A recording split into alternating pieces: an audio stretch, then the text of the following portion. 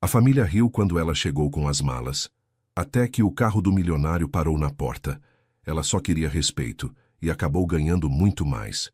O ônibus rangeu ao parar na pequena rodoviária de Vale das Flores, o som metálico cortando o silêncio da tarde chuvosa. O ar que Clara respirou ao descer os degraus era pesado, denso, com o cheiro familiar de terra molhada e mato. Um perfume que por anos ela associou a férias e feriados, mas que agora tinha o gosto amargo da derrota. A garoa fina e persistente grudava em seus cabelos e umedecia a gola de sua jaqueta, um reflexo perfeito do seu estado de espírito. Ao seu lado, no chão sujo da plataforma, estavam as duas malas que continham tudo o que restava de sua vida em São Paulo. Seus ombros caíram. Há 5 anos ela havia partido daquela mesma plataforma, sentindo-se invencível, com uma vaga de trainee em um escritório de arquitetura de renome e o coração cheio de projetos e ambições. Agora, voltava com um aviso prévio na memória e o saldo da conta bancária perigosamente baixo. A reestruturação da empresa, disseram. Para Clara, soava apenas como o fim de um sonho. Ela avistou 2 figuras paradas sob a pequena marquise. Sua mãe, Lúcia, com o rosto vincado de preocupação, e sua tia Marta, com os braços cruzados e uma expressão que não precisava de palavras. Marta sempre foi a rainha das opiniões não solicitadas, a cronista oficial dos fracassos alheios. Clara, minha filha, disse Lúcia, abraçando-a com uma força que era ao mesmo tempo reconfortante e sufocante. O perfume de sua mãe era o mesmo de sempre, uma mistura de sabonete e saudade. Eu não te disse, Lúcia? A voz de Marta cortou o momento, afiada como vidro quebrado. São Paulo não é lugar para gente como a gente. É muito grande, engole as pessoas. Olha só para ela, está mais magra. Clara forçou um sorriso que não alcançou seus olhos. Oi, tia. Eu estou bem. Só cansada da viagem. Cansada? Imagino, Marta continuou, seu olhar varrendo as 2 malas com desdém. Trouxe a vida toda aí dentro, foi? Pelo visto não era muita coisa. O comentário atingiu Clara como um soco no estômago.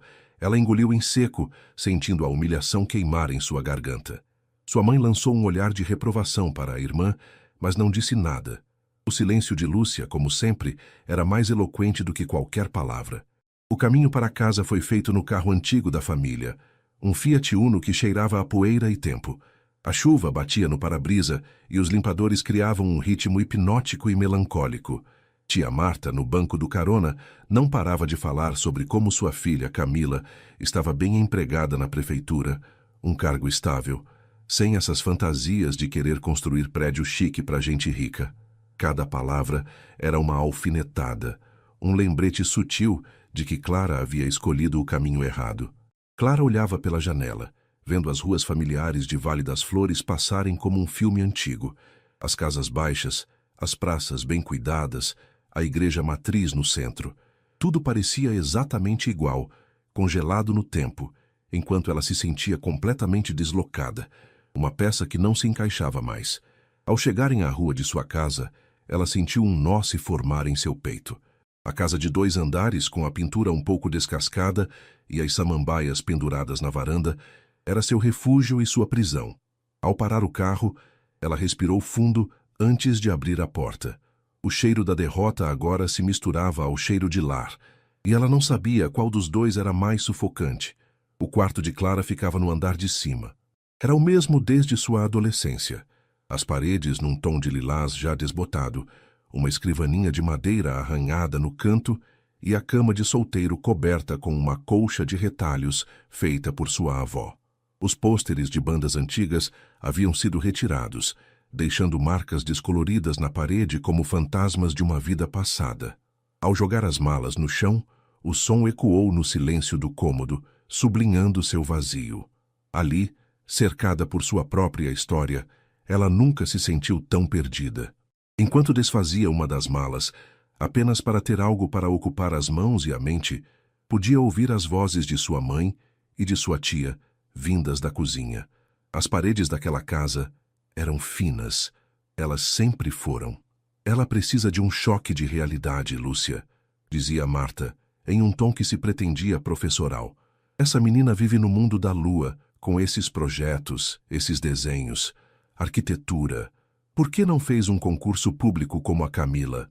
Pelo menos teria estabilidade. Deixa a menina respirar, Marta. Ela acabou de chegar. A voz de sua mãe era um sussurro cansado, sem força para uma verdadeira discussão. Respirar? Ela precisa é acordar. Amanhã mesmo vou ver se consigo algo para ela na loja do seu Afonso.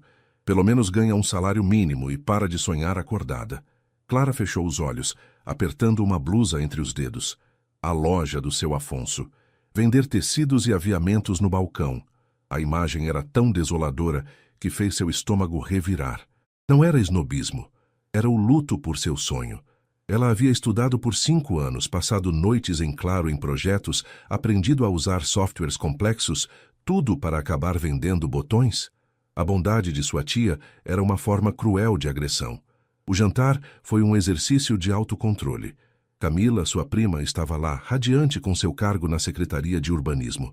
Ela falava sem parar sobre a aprovação de alvarás e a burocracia do dia a dia, lançando olhares de superioridade disfarçada para Clara. É um trabalho tranquilo, sabe, prima? Sem estresse. Salário garantido todo dia 5, disse Camila, enquanto cortava um pedaço de frango. A cidade está precisando de gente competente. Talvez você pudesse tentar uma vaga de recepcionista lá.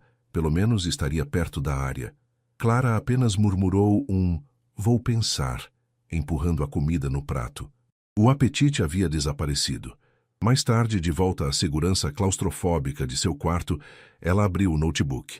A tela iluminou seu rosto, destacando as olheiras que não estavam ali há alguns meses.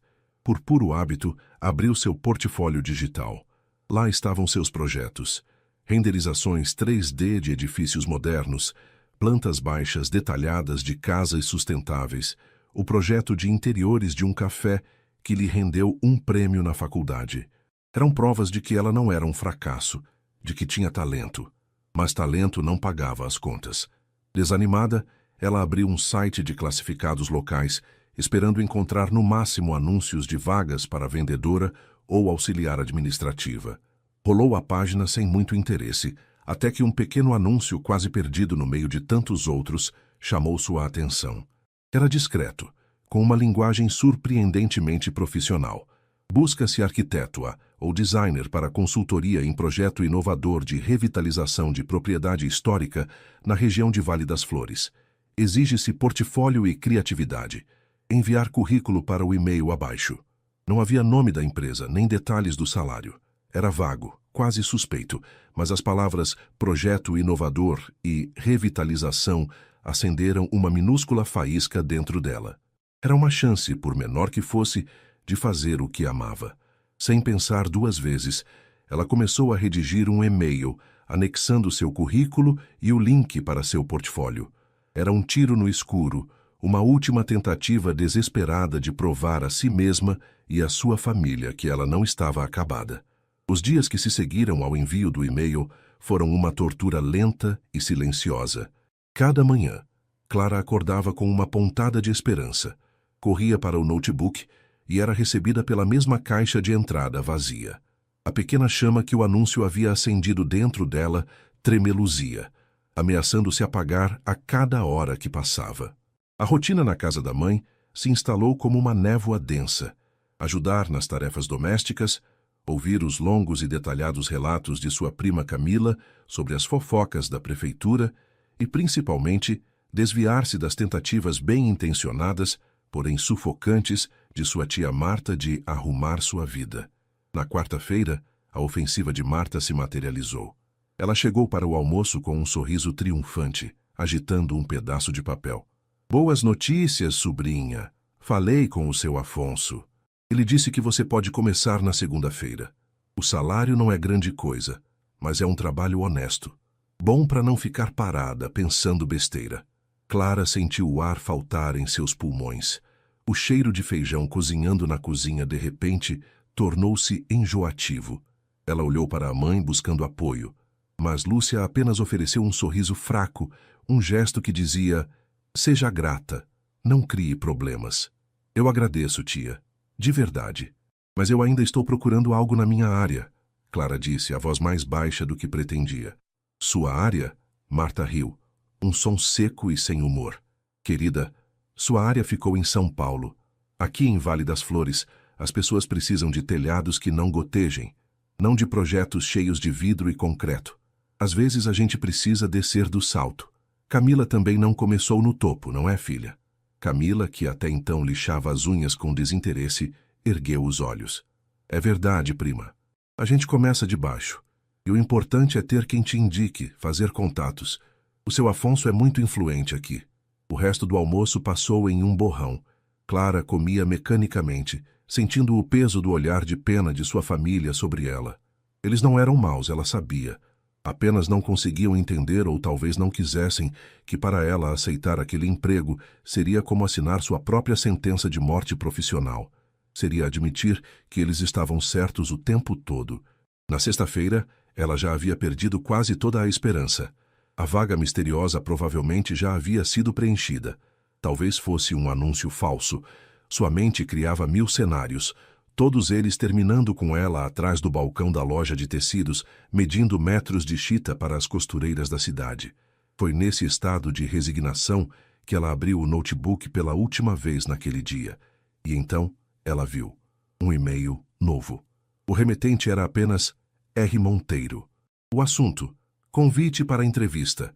Projeto de revitalização. Seu coração deu um salto tão violento que ela levou a mão ao peito. Com os dedos trêmulos, ela clicou. A mensagem era curta e direta. Prezada Clara, recebemos seu portfólio e gostaríamos de convidá-la para uma conversa sobre o projeto. Sua visão nos interessou. A entrevista será amanhã, sábado, às 10 horas. O endereço é a entrada da antiga Fazenda das Sombras, na Estrada Velha. Por favor, confirme sua presença. Atenciosamente, Rafael Monteiro. A Fazenda das Sombras. Clara franziu a testa. O lugar era quase uma lenda na cidade. Uma propriedade enorme, abandonada há décadas, pertencente a uma família rica que se mudara para a Europa. As crianças contavam histórias de que era mal assombrada. Era um lugar de ruínas e memórias. E alguém queria revitalizá-lo. Uma onda de adrenalina e nervosismo percorreu seu corpo. Ela respirou fundo e escreveu a confirmação. Naquela noite, ela mal dormiu, mas pela primeira vez em semanas, não foi por ansiedade ou tristeza. Foi pela excitação de uma possibilidade. Enquanto o resto da casa dormia, Clara estava acordada, revisando seus projetos, imaginando o que poderia fazer com um lugar cheio de história. A chuva que caía lá fora parecia lavar a poeira de seus sonhos. O sábado amanheceu com um sol tímido que lutava para romper as nuvens cinzentas. Clara pegou emprestado o carro da mãe, sentindo-se uma adolescente novamente. Vestiu sua melhor roupa profissional, uma calça de alfaiataria e uma blusa de seda, que pareciam um pouco formais demais para a ocasião. Mas ela precisava da armadura que aquelas roupas lhe proporcionavam. Enquanto dirigia pela estrada de terra batida que levava à fazenda, a ansiedade se misturava a uma curiosidade crescente. O portão de ferro forjado, enferrujado e imponente estava entreaberto. Ao lado, um homem estava encostado em uma picape robusta e coberta de lama. Ele usava calças jeans gastas, uma camisa de flanela e botas sujas de barro. Seu cabelo estava um pouco despenteado pelo vento e ele tinha uma barba por fazer de alguns dias. Clara presumiu que fosse um capataz ou um funcionário esperando para levá-la até o local da entrevista. Ela estacionou o Uno e desceu, ajeitando a bolsa no ombro. Bom dia, eu sou a Clara. Tenho uma entrevista marcada com o Sr. Rafael Monteiro. O homem a olhou de cima a baixo, um brilho de interesse em seus olhos castanhos. Sei quem você é. Chegou na hora. Sua voz era calma e grave. Pode me seguir. Ele não a convidou para entrar na picape. Simplesmente começou a caminhar por uma alameda de árvores centenárias, que levava à casa principal. Clara o seguiu, um pouco desconcertada, sentindo seus sapatos de salto afundarem levemente na terra úmida. O silêncio era quebrado apenas pelo som dos seus passos e pelo canto distante dos pássaros. A grandiosidade do lugar era de tirar o fôlego. A casa principal, embora em estado de abandono, ainda mantinha uma elegância decadente, com suas colunas imponentes e janelas altas e empoeiradas. A era cobria parte das paredes, como se a natureza estivesse tentando reclamar o que era seu. É impressionante, não é? Disse o homem, parando de repente e se virando para ela. É mais do que isso, respondeu Clara. seus olhos de arquiteta analisando cada detalhe. A estrutura é sólida. A simetria, a forma como foi construída para aproveitar a luz natural. É um crime deixar um lugar como este morrer. Ele sorriu. Um sorriso genuíno que iluminou seu rosto. Foi exatamente o que eu pensei. Então, me diga, senhorita arquiteta de São Paulo, o que você vê aqui? A pergunta a pegou de surpresa. Não era uma pergunta de entrevista padrão. Era um desafio. Clara olhou ao redor, não vendo apenas ruínas, mas potencial. Eu vejo um diálogo, começou ela, sentindo a paixão pela sua profissão voltar com força total. Eu vejo a possibilidade de restaurar a fachada, de honrar a história que essas paredes contêm. Mas por dentro, eu vejo espaços abertos, vidro, aço cortem, uma intervenção moderna que não apaga o passado, mas conversa com ele. Eu usaria a madeira original das vigas caídas para criar móveis. Abriria essas janelas para que a luz inunde os cômodos. Eu integraria a paisagem lá fora com o interior, para que a fazenda não seja apenas um prédio, mas uma experiência. Ela falou por vários minutos, gesticulando, apontando, a empolgação tornando sua voz firme e clara. Quando terminou, estava sem fôlego. O homem a observava com uma intensidade que a fez corar. Sua visão é exatamente o que eu procurava, disse ele finalmente. Você não quer apenas reformar. Você quer dar uma alma nova a este lugar. Obrigada. Fico feliz que o Sr. Monteiro pense assim. Ela começou, mas ele a interrompeu. Eu sou Rafael Monteiro, disse ele, estendendo a mão suja de terra para ela. Clara ficou paralisada por um segundo, o cérebro tentando processar a informação. Aquele homem de aparência simples, rústica, era o misterioso investidor. Ela apertou sua mão, sentindo a firmeza e o calor de seu aperto. Você, ela gaguejou. Eu pensei que eu seria um velho de terno e gravata. Ele completou com um sorriso divertido. Prefiro gastar meu dinheiro em projetos do que em roupas e gosto de sujar as mãos. O trabalho é seu, Clara, se você o quiser. Naquele momento, sob o sol que finalmente vencera as nuvens, em frente a uma mansão em ruínas que continha a promessa de um futuro brilhante, Clara sentiu como se estivesse, pela primeira vez em muito tempo, exatamente onde deveria estar. Clara dirigiu de volta para casa com o som do rádio desligado, preferindo o zumbido do motor do Uno a qualquer melodia. Sua mente estava a 1000 por hora, repassando cada momento daquela manhã. A mão de Rafael, firme e calejada, apertando a sua.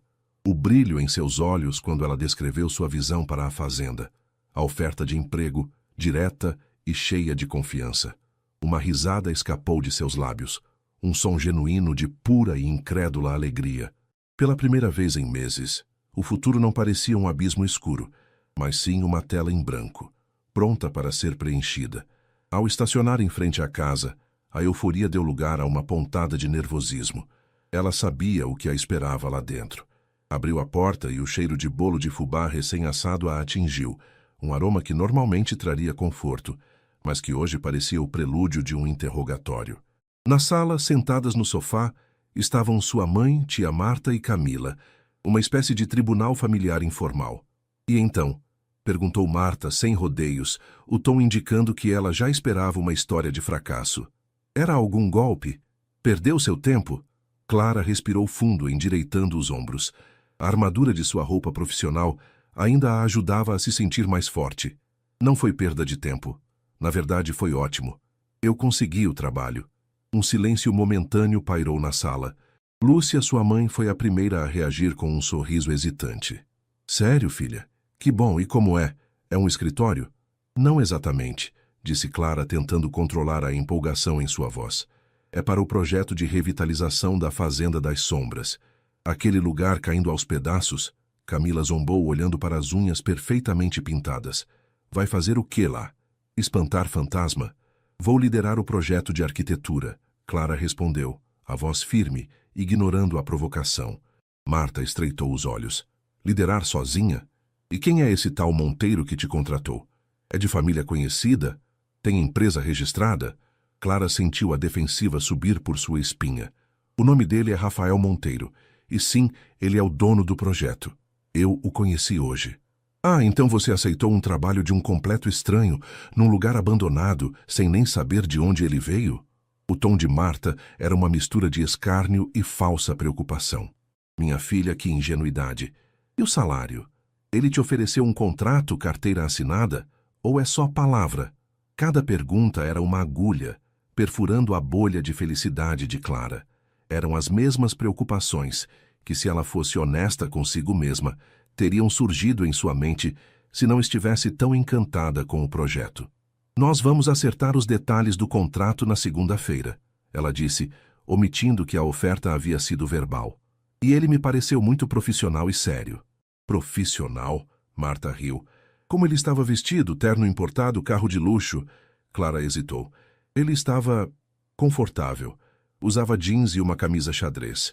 O olhar que Marta e Camila trocaram foi fulminante. Dizia tudo. Nós te avisamos. Ela caiu no conto de um aventureiro qualquer. Clara, pelo amor de Deus, disse Marta, levantando-se. Você recusa um emprego certo na loja do seu Afonso, um homem respeitado na cidade, para se meter a trabalhar para um Zé Ninguém de bota suja no meio do mato? Você perdeu o juízo? Ele não é um Zé Ninguém. Clara explodiu, sua voz finalmente se quebrando. Vocês não sabem nada sobre ele ou sobre o projeto. Vocês ao menos podem tentar ficar felizes por mim, uma única vez. Sem esperar resposta, ela subiu as escadas correndo, as lágrimas de frustração queimando seus olhos. Trancou-se no quarto, o bolo de fubá agora com um cheiro enjoativo em suas narinas. A alegria de horas atrás parecia um sonho distante. Ela se jogou na cama, o peso da descrença de sua família esmagando-a. Talvez elas estivessem certas. Talvez ela fosse apenas uma tola sonhadora. Foi então que seu celular vibrou. Uma notificação de e-mail. O remetente era R. Monteiro. Com o coração na mão, ela abriu. Era um documento em PDF. Proposta de contrato de prestação de serviços. Clara Medeiros. E abaixo uma mensagem curta. Clara, segue a minuta do nosso acordo como prometido. Os valores são uma base inicial. Podemos discutir na segunda. Mal posso esperar para começarmos a transformar poeira em potencial. Bom fim de semana, Rafael. Ela abriu o arquivo. O salário proposto era o triplo do que ela ganhava em São Paulo. Seus olhos se arregalaram. Não era um sonho. Era real. E naquele momento, as vozes de sua tia e de sua prima na sua cabeça se tornaram apenas um ruído insignificante. A segunda-feira chegou com a promessa de um novo começo. Clara acordou antes do despertador. Uma energia que ela não sentia há muito tempo pulsando em suas veias. Ignorou os olhares de desconfiança na mesa do café da manhã e saiu com uma confiança renovada. O contrato assinado digitalmente estava salvo em seu e-mail, um talismã contra qualquer dúvida. Ao chegar na fazenda, o portão já estava aberto. A picape de Rafael estava estacionada perto da casa principal, e ele estava agachado ao lado de uma parede, examinando os tijolos antigos. Ao ouvi-la se aproximar, ele se levantou e sorriu. Hoje, ele usava uma camiseta simples e jeans, e havia um lápis de carpinteiro atrás de sua orelha. Bom dia, arquiteta. Pronta para sujar as mãos? Nasci pronta, ela respondeu sorrindo de volta. Rafael a levou para dentro, para uma das salas menos danificadas do térreo. No centro, havia uma grande prancha de madeira equilibrada sobre 2 cavaletes, servindo como uma mesa improvisada. Sobre ela, um notebook, alguns rolos de papel e 2 garrafas de água. Nosso quartel-general, ele anunciou. Não é exatamente um escritório de design na Faria Lima, mas o café é por minha conta. Ele apontou para uma garrafa térmica e 2 canecas. Clara riu.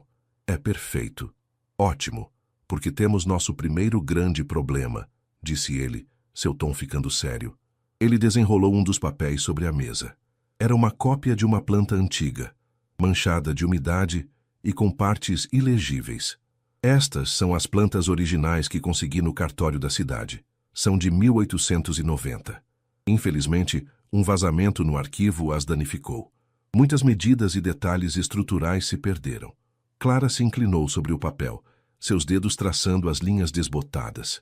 Sem as medidas exatas, não posso começar os desenhos no computador. E sem os desenhos, não conseguimos os alvarás para a reforma. Exato, disse Rafael cruzando os braços. Temos 2 opções. contratar uma equipe de topografia cara e esperar semanas pelo resultado, ou ele a olhou com um brilho desafiador nos olhos. Clara entendeu na hora. Ou nós mesmos medimos tudo. O sorriso de Rafael se alargou. Eu sabia que tinha contratado a pessoa certa. O resto do dia foi um mergulho profundo na poeira e na história. Armados com trenas, blocos de anotações e lanternas, eles se moveram cômodo por cômodo, do porão úmido ao sótão cheio de teias de aranha. Foi um trabalho árduo e meticuloso. Clara ditava as medidas, e Rafael as anotava em um esboço que ele fazia à mão livre. Eles trabalhavam em uma sincronia surpreendente, um entendendo o que o outro precisava antes mesmo que fosse dito. Em meio ao trabalho, eles conversavam. Clara descobriu que a família de Rafael era do mercado financeiro, mas que ele sempre se sentira um peixe fora d'água.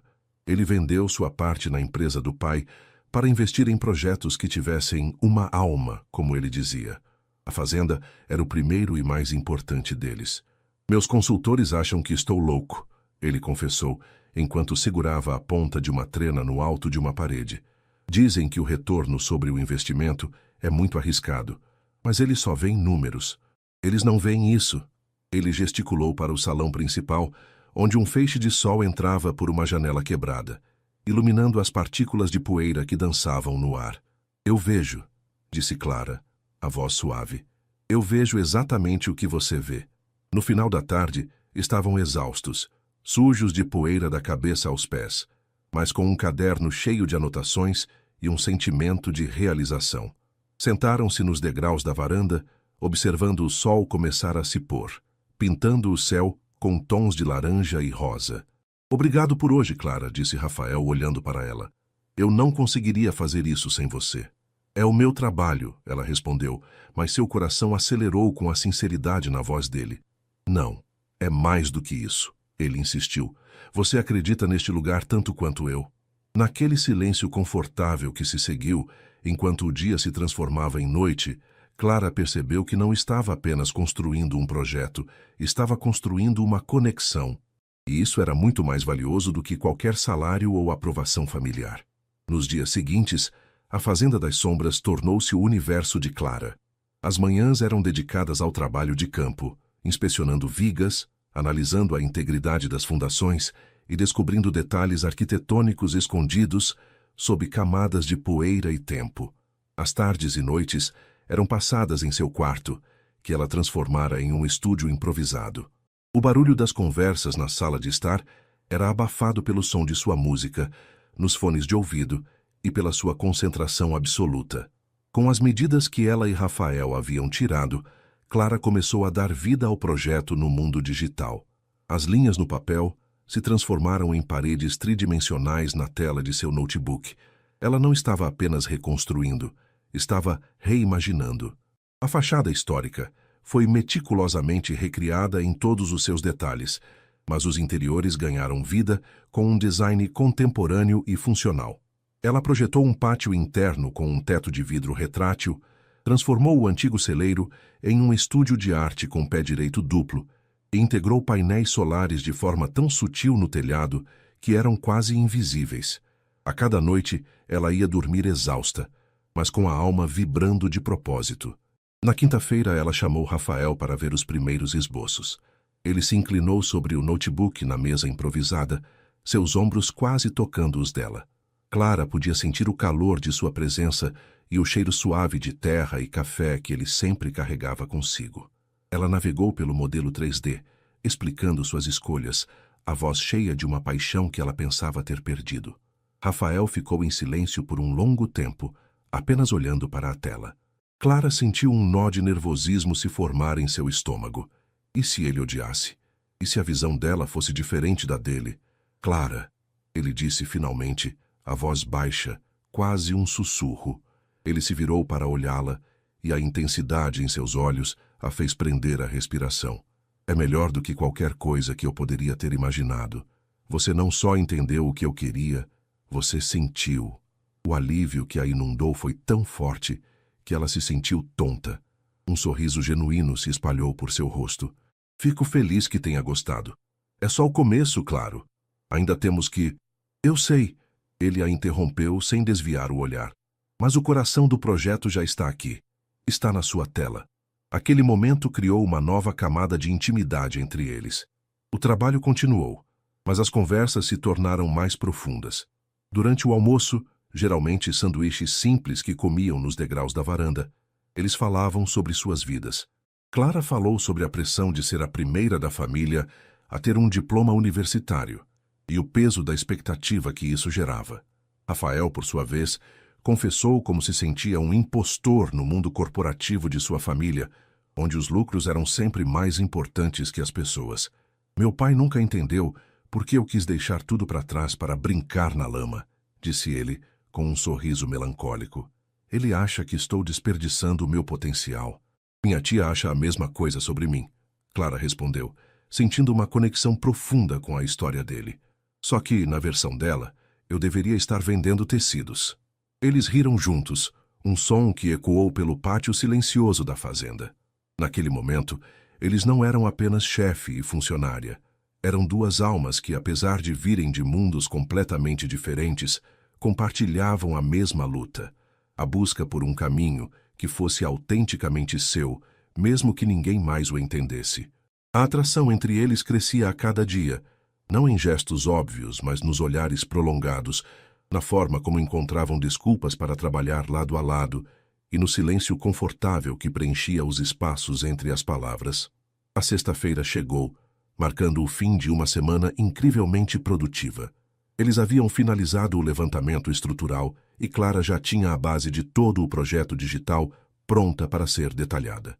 O dia foi longo, e quando terminaram o céu já estava tingido de tons de roxo. Você parece exausta, disse Rafael, enquanto guardavam os equipamentos. E o Uno da sua mãe não estava fazendo um barulho estranho hoje de manhã? Clara suspirou. Estava. Ela o deixou no mecânico esta tarde.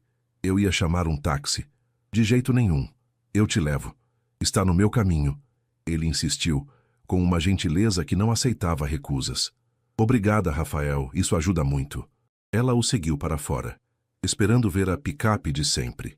Em vez disso, estacionado sob a sombra de uma figueira, estava um carro que parecia ter saído de uma revista de luxo. Era uma Land Rover preta, imponente e polida, brilhando sob a luz do entardecer. O contraste com o ambiente rústico da fazenda era gritante. Clara parou, surpresa. Uau! Essa não é a sua caminhonete. Rafael sorriu, um pouco sem graça. Ah, essa... Tive uma reunião com uns investidores na cidade vizinha hoje cedo, e a picape não é exatamente diplomática. Este é o meu carro de gente séria. Clara riu enquanto ele abria a porta do passageiro para ela. O interior cheirava a couro novo e tecnologia. A viagem para a cidade foi silenciosa e confortável. A música baixa que tocava no rádio e o ronronar suave do motor criaram uma bolha de tranquilidade ao redor deles. Ao virarem na rua de Clara, ela viu a cena que tanto conhecia. Sua mãe, tia Marta e Camila estavam sentadas na varanda, tomando café, como faziam quase todo fim de tarde. Era o seu ritual de fofocas e julgamentos. Clara sentiu o estômago apertar. Rafael estacionou o carro enorme e silencioso em frente ao portão. Por um instante, as três mulheres na varanda não reagiram, provavelmente pensando que era alguém que havia errado o endereço. Então, a porta do passageiro se abriu e Clara saiu. O efeito foi imediato e sísmico. As xícaras de café pararam a meio caminho da boca. Os olhos se arregalaram. As conversas morreram. Tia Marta, que estava no meio de uma frase, ficou com a boca aberta, um queixo caído de pura incredulidade. Camila parecia ter visto uma miragem, seus olhos passando de Clara para o carro e para a figura do motorista que agora descia do veículo. Rafael contornou o carro para se despedir. Ele estava, como sempre, de jeans e uma camiseta simples, mas ao lado daquele carro sua simplicidade ganhava um ar de poder despretensioso. Obrigada pela carona, Rafael. Tenha um bom fim de semana, disse Clara, tentando manter a voz calma, embora sentisse uma onda de satisfação percorrer seu corpo. Você também, Clara. Descanse. Você merece. Ele respondeu com um sorriso caloroso, alheio ou indiferente ao trio que os observava como se fossem estátuas. Ele acenou educadamente na direção da varanda, entrou no carro e partiu, o motor potente soando como um trovão suave na rua silenciosa. Clara se virou e caminhou lentamente em direção à sua casa. O silêncio na varanda era tão denso que podia ser cortado com uma faca. Os risos, as alfinetadas, os olhares de pena, tudo havia desaparecido. No lugar, havia apenas um choque absoluto e estupefato. Ao subir os degraus da varanda, ela passou por sua tia e sua prima sem dizer uma palavra, encontrando o olhar chocado de sua mãe. Pela primeira vez desde que chegara com suas malas, Clara não se sentia como a sobrinha fracassada ou a filha que precisava de ajuda. Ela se sentia no controle. A família tinha rido quando ela chegou. Agora ninguém estava rindo. O som do motor da Land Rover desapareceu na rua, mas o silêncio que deixou para trás era ensurdecedor. Por um longo momento, as 3 mulheres na varanda permaneceram congeladas, como se Clara tivesse invocado um feitiço. Foi Marta, previsivelmente, quem quebrou o encanto. Sua voz um guincho agudo de incredulidade. Quem era aquele homem, Clara? Que carro era aquele? Camila, por sua vez, estava pálida, os olhos fixos na rua vazia, como se ainda pudesse ver o brilho do carro. Isso deve custar mais que esta casa, ela sussurrou, mais para si mesma do que para os outros. Clara subiu o último degrau da varanda, sentindo-se estranhamente calma. A humilhação e a raiva que sentira por tanto tempo haviam se dissipado, substituídas por uma clareza serena. Ela olhou para a tia, depois para a prima e finalmente para a mãe, cujo rosto era uma máscara de confusão e espanto. Aquele era Rafael Monteiro, disse Clara, a voz nivelada. Meu chefe, o dono do projeto da fazenda. Mas você disse que ele usava jeans e bota suja, gaguejou Marta, como se tentasse encaixar 2 peças de um quebra-cabeça que não combinavam. E ele usa. Hoje ele teve uma reunião com investidores, explicou Clara, sem a necessidade de se defender. Ela pegou uma xícara vazia e se serviu do café que ainda estava morno na garrafa. O gesto era casual, mas o poder que ele continha era imenso. Ela não estava mais pedindo um lugar à mesa, estava tomando o seu. Homem rico assim não se mistura com a gente do nada, Clara. Marta continuou, a desconfiança substituindo o choque. Era sua última linha de defesa. Tome cuidado, esses homens são cheios de manias, de segundas intenções. Clara tomou um gole de café. O sabor amargo parecia doce em sua boca. A única intenção que ele mostrou até agora foi a de reconhecer e pagar pelo meu talento, tia. Algo que, com todo respeito, ninguém nesta varanda fez desde que cheguei. O golpe foi direto e certeiro. Camila se encolheu. Marta abriu a boca para responder, mas pela primeira vez em anos as palavras não vieram. Foi Lúcia, sua mãe, quem finalmente falou, a voz trêmula. Ele te trata bem, filha? Clara olhou para a mãe e seu coração amoleceu. Em meio ao orgulho e à frustração, ela viu o medo genuíno nos olhos de Lúcia. Ele me trata com mais respeito do que qualquer pessoa para quem já trabalhei, mãe. Ele acredita no meu trabalho. Na semana seguinte, a dinâmica na casa mudou completamente. Marta parou de mencionar o emprego na loja de tecidos. Camila ficou estranhamente silenciosa, evitando o olhar de Clara. Os comentários sarcásticos foram substituídos por um silêncio curioso e respeitoso. Eles não entendiam o que estava acontecendo, mas entendiam o símbolo de poder que haviam visto estacionado em sua porta. Enquanto isso, na fazenda, o trabalho se intensificava e a conexão entre Clara e Rafael se aprofundava. Em uma noite, trabalhando até tarde para finalizar as plantas para a aprovação da prefeitura, eles decidiram pedir uma pizza, comendo-a sentados no chão da sala, que um dia seria a biblioteca principal. Sabe, eu nunca contei isso a ninguém, disse Rafael, olhando para o teto alto e escuro. Mas quando comprei este lugar, tive uma noite de pânico total. Pensei que tinha cometido o maior erro da minha vida, que meu pai estava certo e eu era só um sonhador irresponsável. E o que te fez mudar de ideia? Perguntou Clara, a voz suave na penumbra. Ele se virou para ela, o brilho da tela do notebook iluminando seus olhos. Você. Quando vi a paixão nos seus olhos no primeiro dia, quando você descreveu sua visão, naquele momento eu soube que não estava louco, porque você via a mesma coisa que eu. Ele fez uma pausa e o ar entre eles ficou denso. Clara, este projeto era apenas sobre tijolos e madeira para mim. Mas desde que você chegou, Ele ganhou uma alma. Acho que não é só pelo projeto que eu me sinto assim. O coração de Clara batia forte contra suas costelas. Tudo o que ela sentira nas últimas semanas, a admiração, o companheirismo, a atração inegável, veio à tona.